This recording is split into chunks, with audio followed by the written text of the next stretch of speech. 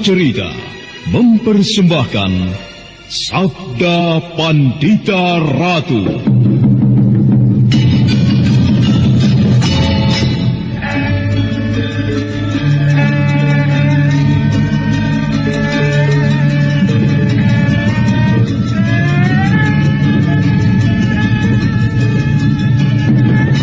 Kureguk anggur Mahadewa, kucicipi madu sabdanya. Bumi ku remas dalam genggamanku, matahari dan rembulan ku telan dalam perutku. Apakah mungkin aku akan menjadi bunga yang bisa kau petik dan kau sunting? Sementara jika layu, akan kau campakkan begitu saja, seperti cermin retak yang tak berharga.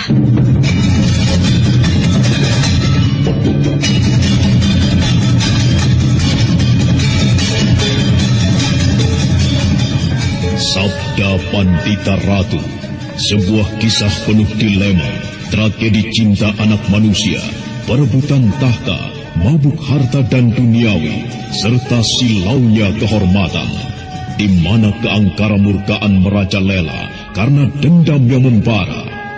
Kisah ini berlatar belakang berdirinya Singasari. Ken Arok, dialah pemuda yang merekuk pahit getirnya kehidupan. Namun sebenarnya, dialah yang harus melaksanakan sabda-sabdanya. Perjalanan sengsaranya adalah awal untuk meraih keberhasilan, untuk menuju kejayaannya di saat Singasari berdiri. Apakah cita-citamu itu, Kenomang? Aku ingin mengubah nasibku. Aku bosan dengan kehidupanku selama ini yang terlunta-lunta, akrab dalam pelukan kemelaratan. Kadangkala aku berangan-angan, aku adalah seorang istri dari Patih.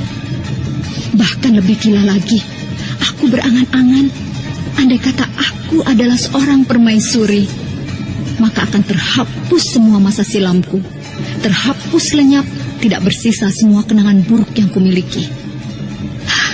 Itulah cita-citaku, Kakang Ken Arok. Bagaimana dengan kau, Kakang? Aku ingin menjadi seorang raja.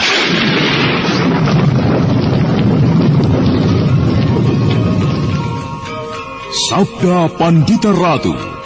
Naskah ditulis oleh Pondra Swasti Langit, diolah oleh Agung Bahrodi, didukung oleh artis-artis terkemuka Ferry Fadli, Eli Ermawati, M. Abud, Ivone Rose, dan lain-lain. Teknik dan montase Ibing Arifin, dengan sutradara Dian Pertiwi.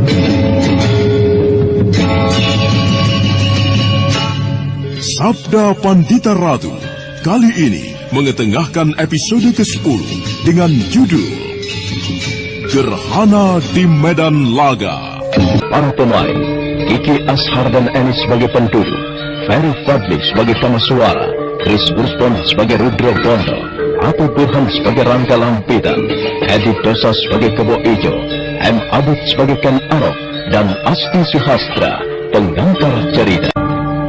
Kata-kata yang meluncur dari mulut Rudro Bondo itu terasa sangat menyakitkan sekali. Tetapi orang-orang yang berasal dari berbagai perguruan yang dipimpin oleh Prodo Sekar itu tidak bisa mengingkari kenyataan bahwa mereka dikepung rapat. Dan ancaman itu bukan ancaman kosong. Mereka membayangkan betapa repotnya menghindari sambaran anak panah yang tidak terhitung jumlahnya. Bagaimana? Apakah kalian masih akan bersikap keras kepala? Persetan denganmu, Rudro Bondo. Jadi kau memilih keputusan mati sia-sia di tempat ini? Tidak! Gila! Bagus. Aku hargai kau yang menyerah di sana.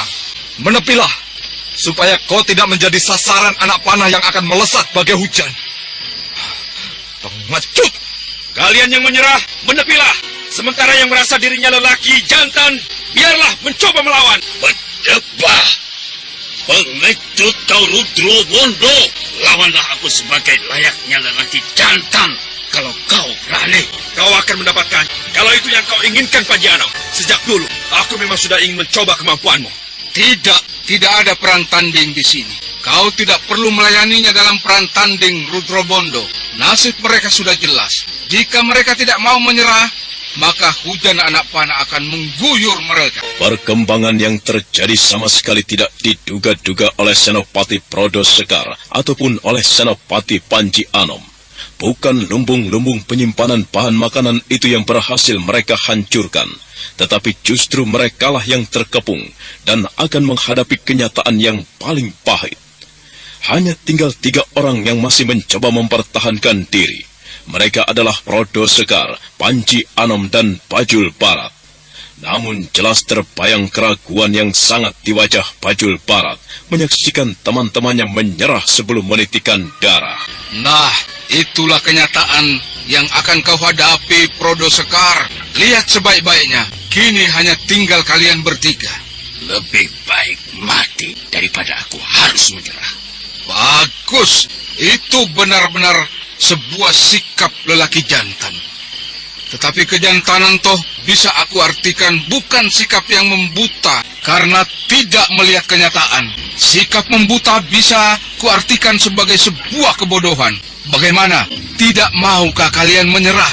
Kami orang-orang Ganter tahu akan aturan peperangan. Bukan jenis orang-orang yang memperlakukan orang yang menyerah dengan biadab.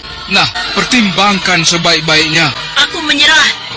Gila, kau menyerah, Bajul Barat. Setan denganmu, Rangga Lampitan. Di mata Prodo Sekar, orang-orang Ganter tidak lebih dari sekedar pengecut. Di mataku, kau pun pengecut.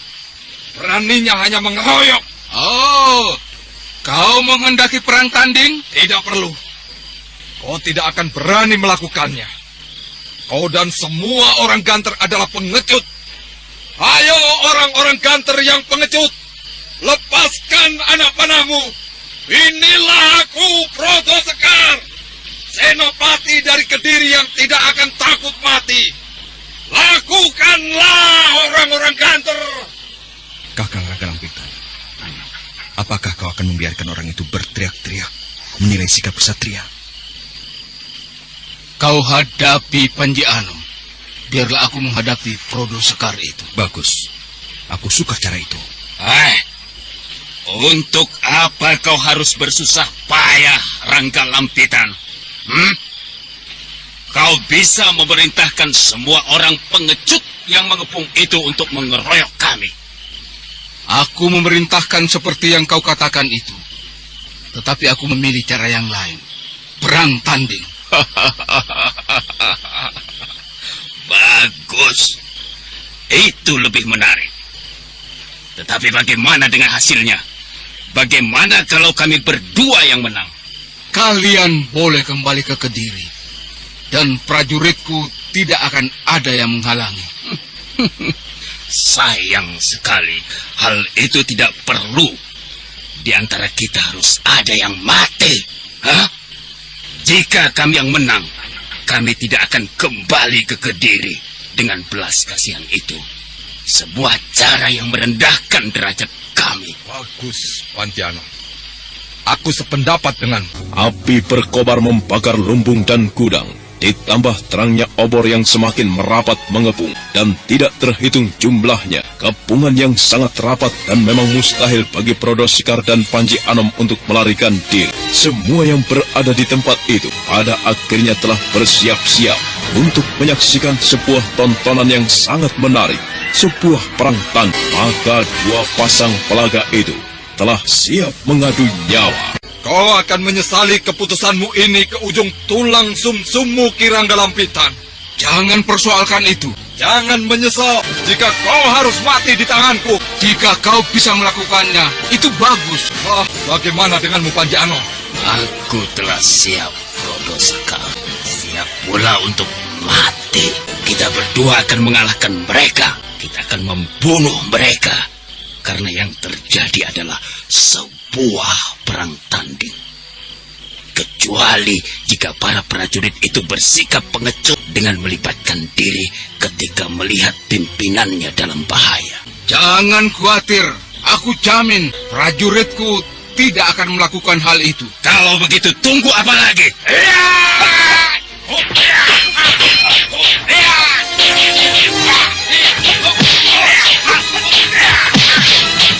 Kau terlalu bernafsu. Aku Aku akan membunuhmu dalam waktu singkat. Justru karena itu kau terlalu ceroboh.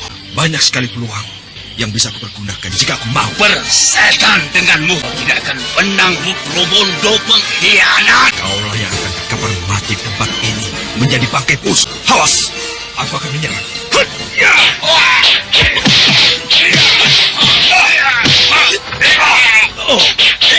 Tempuran yang terjadi adalah sebuah pertempuran yang menarik.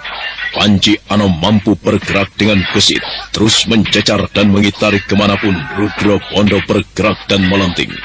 Dan dalam tempo yang singkat, keduanya telah merambah ke tataran ilmu yang semakin tinggi. Baik Rangga Lampitan ataupun Prodo Sekar ternyata masih menahan diri untuk tidak segera memulai perang tanding.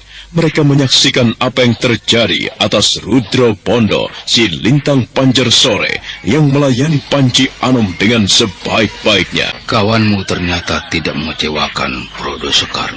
Pengkhianat itu akan mati. Belum, keduanya masih berimbang. Keduanya masih mempunyai kesempatan yang luas untuk mengembangkan pertempuran.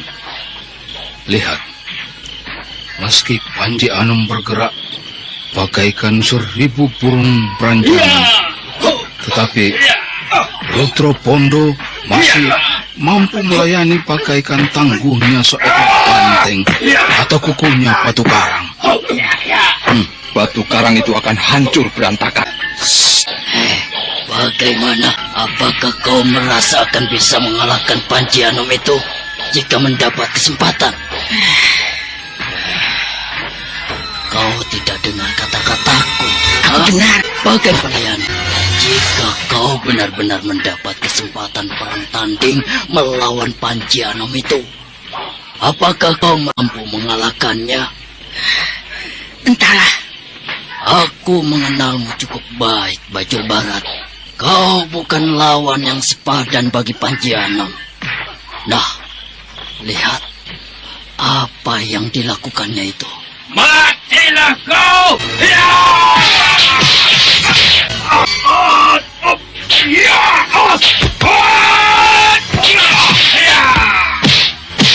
Bagaimana? Sudah puas kau menyaksikan pertandingan mereka, Prodo Sekar? Apa maksudmu? Mungkin kita bisa memulai perang tanding di antara kita sendiri. Baik, semakin cepat, semakin baik.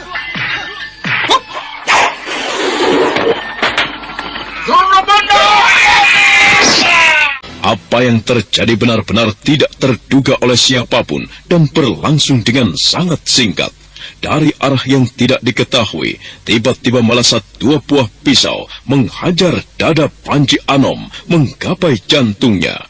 Pisau yang sebilah lagi menghajar Prodo Sekar menggapai lambungnya. Namun untunglah Rudro Pondo dan Rangga Lampitan bersiaga sepenuhnya sehingga kedua orang itu lolos dari sambaran pisau yang melayang bagaikan kilat. Beberapa prajurit kemudian mengejar orang yang nampak melesat dari balik sebuah pohon. Curang kalian, orang-orang gantar. Ternyata tidak tahu diri. Pengecut! Orang!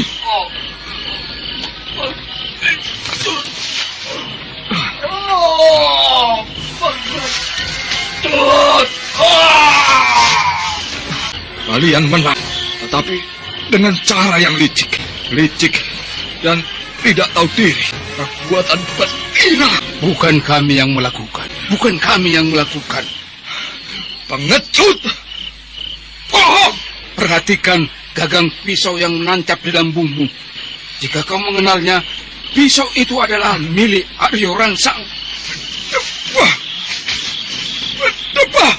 Keparat! Lambung yang terkoyak pisau itu terasa sakit, tetapi jauh lebih sakit yang dirasakan di dalam hati Prodo Sekar yang tidak bisa mengingkari bahwa pisau itu ternyata benar milik Aryo Rangsang yang selama ini di Kediri dikenal sebagai seorang sahabatnya yang dekat. Rudro Pondo kemudian melangkah mendekati tubuh Panji Anom yang telah membeku menjadi mayat. Pisau yang menancap di dadanya dicabut dan diamat-amatinya dengan seksama. Bagaimana? Mati. Pisau ini menghujam terlampau dalam ke jantungnya. Aku khawatir. Para pengawal yang mengejarnya berada dalam bahaya. Mereka membawa anak panah. Aryo Rangsang tidak akan bisa berbuat seenaknya. Akan tetapi sebaiknya aku ikut mengejar Kakang. Lakukan. Baik. Bawa semuanya ke barak tawanan dan tandu orang ini ke barak perawatan. Cepat. Apa yang akan kau lakukan kepada Orang tabib tengah dipanggil untuk menolong. Tidak, Pak. Aku tak sudi. Lebih baik mati. Jangan keras kepala, Prodo Sekar. Lihatlah kenyataan. Kau akan tetap mengabdi ke Kediri setelah kau melihat bagaimana perbuatan Kediri terhadapmu. Kau ditugaskan untuk menghancurkan lumbung-lumbung kami. Tetapi orang yang menugasimu telah menyiapkan orang lain untuk membunuhmu. Jika ternyata kau gagal, kau telah gagal. Aryo Rangsang membunuhmu. Berdebah ke barat. Sebaiknya kau tenanglah, Prodo Sekar. Tabib akan segera datang untuk menolongmu. Dada Prodo Sekar bagaikan diaduk oleh kemarahan yang membutuhkan penyalur. Hatinya terasa sangat sakit. Membayangkan Tumenggung Ronopatmo ternyata telah menugasi Aryo Rangsang untuk membunuhnya. Lambungnya terasa semakin pedih dan darah semakin banyak mengalir. Prodo Sekar harus menghadapi kenyataan yang sangat pahit. Melihat kematian Panji Anom yang dirinya sendiri terluka ternyata oleh pisau Aryo Rangsang yang tentunya mendapat perintah dari Kediri. Sungguh sebuah kenyataan yang membuatnya kecewa dan terluka. Saya menghadap, Tuan. Periksa luka orang ini. Obati dia. Usahakan jangan sampai ia mati karena luka-lukanya. Baik, Tuan. Mengapa kau lakukan ini, Rangga Lampitan? Mengapa? Yang perlu kau ketahui, Prodo Sekar, sudah menjadi sikap dan sifat orang-orang ganteng. Harus menolong orang yang terluka, meskipun orang itu adalah musuh. Bagaimana, Tabib? Tuan, pisau yang melukai orang ini mana? Ini. Iya. Bagaimana? Pisau ini beracun, Tuan. Kau bisa mengatasinya? Ya, akan saya coba. Bagaimana, Rudro Bondo? Tidak tertangkap. Ia sudah menghilang. Ada yang terluka di antara pengawal? Tidak. Orang itu kerepotan dihujani anak panah. Bahkan mungkin ia yang terluka. Aku akan mengadakan pertemuan. Segenap pimpinan harus bersiaga. Nampaknya ada kemungkinan niat Kediri menyerbu Ganter malah dipercepat karena kegagalan mereka menghancurkan lumbung-lumbung padi. Boleh jadi. Mereka justru mengira telah berhasil membakar persediaan makanan. Tidak. Aryo Rangsang tentu telah cukup lama mengintai apa yang telah terjadi. Bagaimana keadaannya, Tabib? Ia tidur, Tuan. Rasa-rasanya jiwanya masih bisa diselamatkan. Obat pelawan racun itu tengah bekerja di dalam tubuhnya. Bagaimana dengan lukanya sendiri? Apakah tidak berbahaya? Oh, tidak, Tuan. Meski lukanya menghujam cukup dalam, namun tidak mengenai bagian yang berbahaya. Hanya sebuah luka. Yang berbahaya justru racunnya, Tuan. Namun racun itu pun telah berhasil dilawan oleh obat yang saya berikan itu. Bagus. Jaga dia sebaik-baik. Hamba yang menghadap, Baginda. Hamba menghaturkan sembah. Aku terima sembahmu, Aryo Rangsang. Saya menghaturkan hormat saya, Gusti Tumenggung Ranapatma. Aku terima penghormatanmu, Aryo Rangsang. Tubuhmu berkeringat, pakaianmu lusuh. Tidak pantas kau menghadap seorang raja. Kecuali jika kau membawa sebuah berita penting, Aryo Rangsang. Sebenarnya lah, Tuanku. Hamba telah menempuh perjalanan dari Ganter tanpa singgah dimanapun meski barang sejenak. Dan hamba langsung menghadap Baginda. Dan kebetulan Gusti Tumenggung Ranapatma juga berada di sini. Hamba akan menyampaikan hasil dari tugas hamba. Laporkanlah. Mereka gagal, Baginda. Mereka gagal? Benar, Baginda. Mengapa mereka gagal? Ampun, Baginda. Hamba harus mengatakan kenyataan yang sebenarnya. Hamba mohon ampun jika apa yang hamba sampaikan tidak berkenan di hati Tuanku. Katakan. Mata-mata Ganter itu telah menyusup kemana-mana, tuanku. Penghancuran atas lumbung dan perbekalan Ganter gagal, karena mata-mata Ganter telah berhasil mencium rencana itu. Dan mereka telah mempersiapkan diri untuk menjebak. Orang-orang dari berbagai perguruan yang dihimpun itu ternyata berjiwa kerdil, takut berada di bawah hujan panah. Yang bertahan hanya Prodo Sekar dan Panji Anom. Lalu bagaimana dengan mereka? Tidak ada kemungkinan secuil pun bagi mereka untuk lolos. Hamba kemudian melaksanakan perintah tuanku. Prodo Sekar dan Panji Anom hamba bunuh dengan pisau-pisau hamba. Keparat, berdebah, iblis. Baginda Kertajaya bukan buatan, sementara Haryo Rangsang dan Rono Patmo diam tertunduk. Nah, bagaimanakah kisah selanjutnya? Saudara pendengar, untuk mengetahui jawabannya, ikutilah kelanjutan kisah ini dalam seri berikutnya. Sampai jumpa.